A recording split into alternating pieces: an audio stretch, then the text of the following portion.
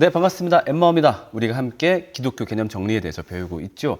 이번에 함께 정리해 볼 단어는 바로 교회입니다. 저희가 지난 시간에 복음에 대해서 배웠습니다. 요약해 보자면은 하나님 나라를 누리기 위해서 우리에게 복음이 필요하다. 그 복음을 통해서 악함과 죽음이 극복되기 때문에 악함과 죽음이 해결된 하나님 나라는 복음을 통해 누릴 수 있다. 이것이 지난 시간의 요약이었습니다. 자, 그런데 사실 그것만으로 조금 부족하다라는 느낌 들지 않으셨나요? 정말로 누군가가 복음에 감화가 되면은 악함을 다 극복할 수 있나? 죽음에 대한 공포가 다 소멸될 수 있나?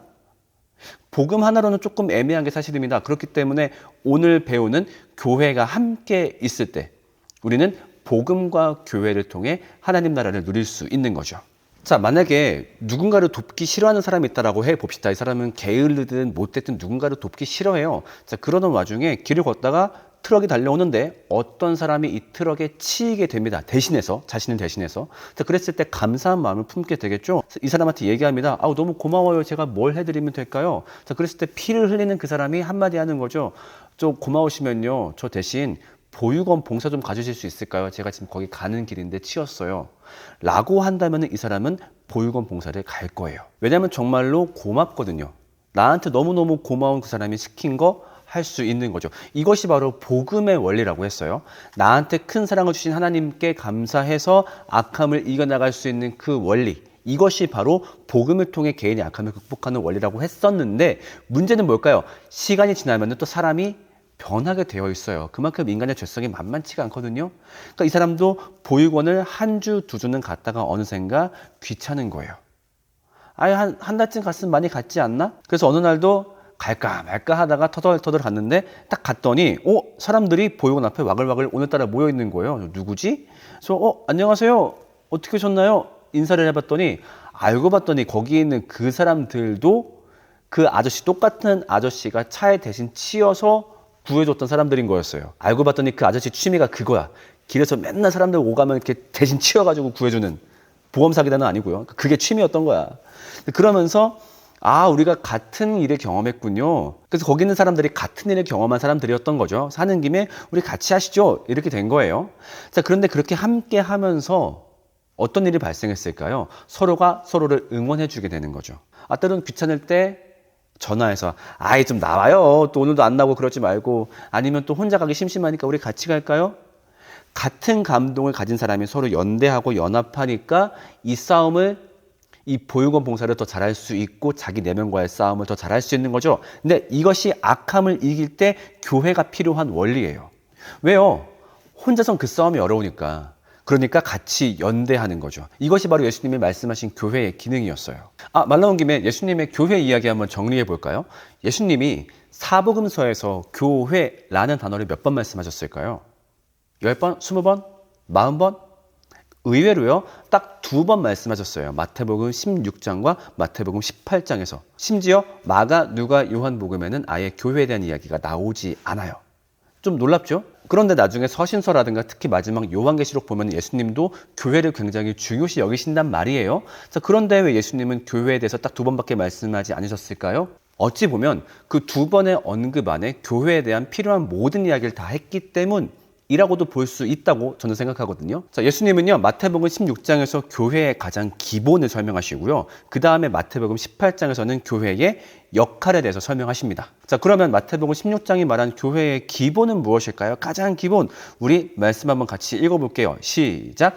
내가 이 반석 위에 내 교회를 세우리니 음부의 권세가 이기지 못하리라. 네, 여기서 말한 예수님의 이 반석이 뭐였을까요? 바로 그 2절 전에 나왔던 베드로의 신앙 고백이었어요. 주는 그리스도시요 살아계신 하나님의 아들이십니다. 그 고백을 가지고 예수님이 교회의 기본으로 삼은 것이죠. 자, 그렇다면 교회의 기본은 무엇이다? 신앙 고백이다. 즉, 교회에 있는 구성원 전부가 우리한테 어떤 일이 주어졌는지, 우리한테 어떤 사랑이 주어졌는지 아는 것, 그게 첫 번째다라고 하는 것이죠. 아까 보육원 봉사 갔던 그 친구들 있죠? 이 모임의 가장 기본은 무엇이냐면은 아저씨가 우리한테 뭐 하셨는지 그것을 알고 감사하는 것. 이게 가장 기본일 거예요. 그게 감사하니까 보육원에 온 거잖아요. 그렇죠? 마찬가지예요. 교회의 가장 기본은 무엇이냐면은 신앙 고백. 하나님이 나한테 어떤 거 하셨는지 그것을 알고 내가 고백할 수 있는 상태, 이걸 갖추는 게 첫 번째예요. 그래야 우리가 저번에 얘기했던 복음을 통한 삶의 변화가 나타나니까. 그 다음 18장에서 얘기했던 교회의 역할은 뭐 할까요? 그렇게 모인 사람들이 서로를 도와주는 것. 자, 말씀 한번 같이 볼게요. 18장입니다. 내 형제가 죄를 짓거든 가서 단 둘이 있는 자리에서 그에게 충고하여라. 그 다음 밑에 좀 건너뛰어서 볼게요. 그러나 교회의 말조차 듣지 않거든 그를 이방 사람이나 세리와 같이 여겨라. 이 말은 뭐예요? 누군가가 잘못하면은 가서 걔 권면해라, 그거예요. 야, 그러면 안 되지. 말을 안 들어? 두 사람 가서 그러면 안 되지. 안 들어? 목사님 같이 가서 그러면 안 되지. 안 들어? 교회가 같이 가서 야, 그러면 안 돼. 정말 그러면 안 돼. 복음으로 인한 변화를 함께 싸워가는 것, 이것이 바로 교회의 역할이다라고 하는 거예요. 자, 근데 요거를 많이 모를 때가 많아요. 아까 첫 번째, 교회에서 복음을 알려줘야 된다. 이거는 많이들 알고 있어요. 근데 교회의 기능은 절대 거기서 끝나는 게 아닙니다. 반드시 그 싸움을 도와주고 개입하는 데까지 함께 해야 돼요. 왜요? 그게 바로 예수님이 말씀하신 교회의 기능이니까. 니네 혼자서 그 싸움 안 되지? 맞아. 그러니까 그 싸움을 하겠다는 애들끼리 모여서 서로의 노력을 도와줘야 돼. 그 싸움을 도와줘야 돼. 누군가가 자신의 악함에 자꾸 넘어가려고 한다면 그 사람 붙잡아줘야 되고, 누군가가 복음을 잃어버린다면 도와줘야 되고, 또 누군가가 악함과 죽음의 피해를 입고 있다라고 한다면 그 사람 도와줘야 돼. 왜? 그래야 하나님 나라를 누릴 수 있으니까. 즉 서로의 삶에 대해서 개입하고 들어보고 교제하고 나누고 그렇게 서로의 삶을 깊게 도와주는 모임이 교회라는 거예요. 아, 교회가 뭔 상관입니까? 누군가가 뭘 잘못했을 때 가만 내버려 두면 되죠. 아니요, 그거 예수님이 말씀하신 교회 아니에요. 우리는요, 각자 개인 플레이하는 데가 아니에요. 복음을 받아들였어. 그래, 착하게 잘 살아봐야지. 어떻게? 나 혼자. 그게 아니라는 거예요. 반드시 그 싸움을 함께하고 누군가 그 싸움 앞에 무너졌을 때 격려하고 혹은 때론 따끔하게 얘기도 하는 거, 여기까지가 교회의 기능인 거예요. 그러니까 예를 들면 누군가가 악함에 넘어졌다. 그게 자신의 악함에 넘어진 게 되었든 혹은 타인의 악함에 당한 게 되었든, 혹은 누군가가 죽음의 공포 앞에 놓여 있다. 그게 자신의 죽음이 되었든 아니면 정말 사랑하는 사람의 죽음 앞에 공포에 놓인 게 되었든, 근데 그런 모든 일이 있었을 때 교회가 아무런 개입을 하지 않는다? 그거는 교회가 아니라는 거예요. 때문에 교회는요, 자존심이 있어야 돼요. 우리 교회에 온 이상 악함과 죽음에 고통받는 자가 없게 하겠다. 우리 교회 중에 하나님 나라를 못 누린 자가 없게 하겠다. 이것이 바로 교회의 정체성이고 교회의 자존심이어야 돼요. 함께 읽어볼게요. 갈라디아서 6장 2절. 너희가 짐을 서로 지라 그리하여 그리스도의 법을 성취하라. 이것이 바로 교회의 기본을 넘어선 교회의 역할입니다. 서로의 싸움을 도와주고, 혹시 지금 누가 악함과 죽음 가운데 지쳐있진 않나, 당하고 있진 않나, 어려움 당하고 있진 않나, 넘어지진 않았나, 그걸 관찰하고 도와주고 함께 싸우는 모임, 그것이 바로 교회의 정체성이에요. 이걸 잘하는 곳이 대단한 게 아니라. 자, 근데 그게 가능하기 위해서 교회가 갖추어야 될 게 있습니다. 아까 얘기했던 복음은 이제 기본인 거고요. 넘어서 또 갖추어야 될 게 있어요. 그게 바로 뭘까요? 말씀 같이 읽어볼게요. 그래서 몸에 분열이 생기지 않게 하시고 지체들이 서로 같이 걱정하게 하셨습니다. 한 지체가 고통을 당하면 모든 지체가 함께 고통을 당합니다. 한 지체가 영광을 받으면 모든 지체가 함께 기뻐합니다. 이런 그림이 가능해야 돼요. 이런 그림이 가능하려면 어떻게 해야 돼요? 서로 교제해야 돼요. 친해야 돼요. 그런 분들이 있어요. 저 교회 왔어요. 예배 드리고 있으면은 한 11시 2분쯤에 뒤에 슬그머니 앉아요. 앞에서 일어나라는 거 일어나고 앉으라는 거 앉고 이렇게 설교하는 거 잘 듣다가 끝났어? 집으로 쇽. 이거 죄송하지만요, 교회 다니는 거 아니에요. 복음을 받아들인 사람일 수는 있을 것 같아요. 그렇지만 최소한도 교회를 알거나 교회를 누리고 있는 사람은 아니에요. 친해야 돼요. 교제해야 돼요. 극장에 온 것처럼 서로 아무런 연관성 없는 관람객들이 아니에요. 서로가 하나 되어 교제해야 돼요. 그래야 도와주죠. 교제하고 친해야 악함과 죽음 앞에 놓인 어려움을 말할 수 있고, 혹은 말하기 전에 캐치할 수 있고, 그걸 도와줄 수 있고, 그걸 도와주면서 함께 울고 기뻐할 수 있고, 야, 이번에 드디어 누구 엄마 아팠다가 병에 나왔대, 같이 울 수 있고, 야, 누구 드디어 취직했대, 등 팡팡 칠 수 있고, 이런 분위기가 되어야 돼요. 지금도 교회에서 교제들은 많이 합니다. 뭐 카페 가고 볼링 치고 많이 하는데 그 목적을 명확하게 알아야 돼요. 아, 친해야 교회 잘 나오지. 친해야 교회 어디 빠졌을 때 상황 파악도 가능하고, 이 정도 수준이 아닙니다. 친해야 행복을 공유할 수 있어요. 하나님 나라가 만드는 그 행복, 악함과 죽음으로부터 해방을 우리 공동체가 누리려면요, 친해야 됩니다. 너무너무 중요하죠. 자, 그러면은 여러분들이 교회론을 잘 이해했나? 한번 실전 문제를 볼게요. 자, 누군가가 나 복음 믿는데 교회는 안 나갈 거야. 뭐라고 말을 할 수 있을까요? 이 사람이 그리스도인이 아니다라고 말은 할 수 없겠지만, 야, 괜찮아? 너 그렇게 하면은 하나님 나라 누리기 힘들걸? 악함과 죽음에서부터 해방되고 싶지 않아? 근데 혼자선 그 싸움 어렵지 않아? 누군가 널 도와줘야 돼. 그래서 교회가 필요한 거야. 라고 말할 수 있겠죠. 그 다음에 누군가가 이혼을 고민한대요. 여러분, 이혼은 뭐예요? 죄송하지만요, 악한 일입니다. 왜요? 분명히 이웃사랑에 어긋나거든요.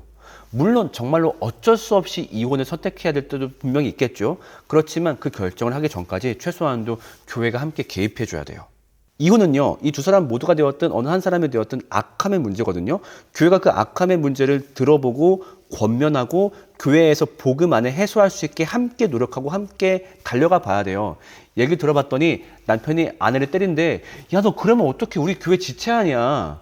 권면하고 얘기하고 함께 말씀을 묵상하고 회개하게 하고 같이 싸우고 울고 붙들고 정말 끝까지 그렇게 함께 싸워갔는데도 안 되면 이혼해야겠죠.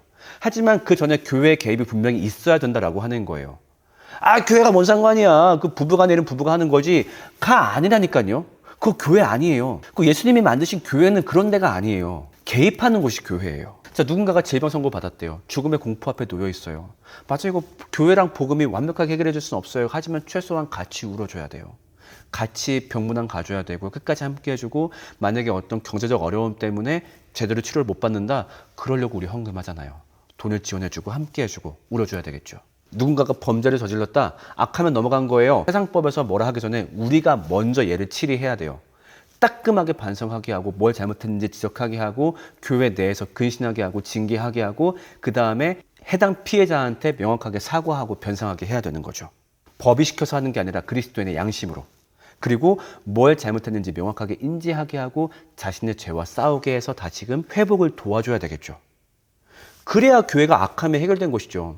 악함 저질렀어? 나가 이 자식아. 이건 악함이 해결된 것이 아니죠. 그렇게 해서 악한 자들이 복음과 교회의 도움으로 변화되는 것을 함께 지켜봤을 때 교회 공동체가 단단해지고 신뢰도가 올라갑니다. 그렇게 함께 하는 거죠. 자, 제가 되게 흥분해서 교회 얘기를 했어요. 맞아요. 저는 교회를 얘기할 때마다 조금 흥분하게 되는 것 같아요. 우리는 교회를 오해할 때가 되게 많아요. 어떤 예배라는 쇼를 제공하는 행사 주관처? 아니면 그냥 교제 공동체? 그냥 좋은 얘기 듣는 고상한 취미생활 하는 곳? 그렇지 않아요. 예수님이 우리한테 교회를 만들어주신 이유는 하나님 나라를 선물해 주시기 위해서예요. 자, 교회를 다니시는 여러분들 정말로 그 나라를 경험하고 있습니까? 함께 나눠주면 보겠습니다. 첫 번째, 우리 교회는 여러분이 속한 공동체는 신앙 고백을 온전히 공유하고 있나요? 그렇지 않다면 뭐가 문제일까요? 두 번째, 우리는 악함과 죽음의 해결을 경험하고 있나요? 그렇지 않다면 뭐가 문제일까요? 마지막 세 번째, 우리는 교제를 잘 나누고 있나요? 만약 그렇지 않다면 뭐가 문제일까요? 함께 여러분이 속한 공동체의 발전 방향을 고민해 보시면 좋겠습니다. 네, 여기까지고요. 저희는 또 다음 시간에 찾아오겠습니다. 지금까지 엠마였습니다. 감사합니다.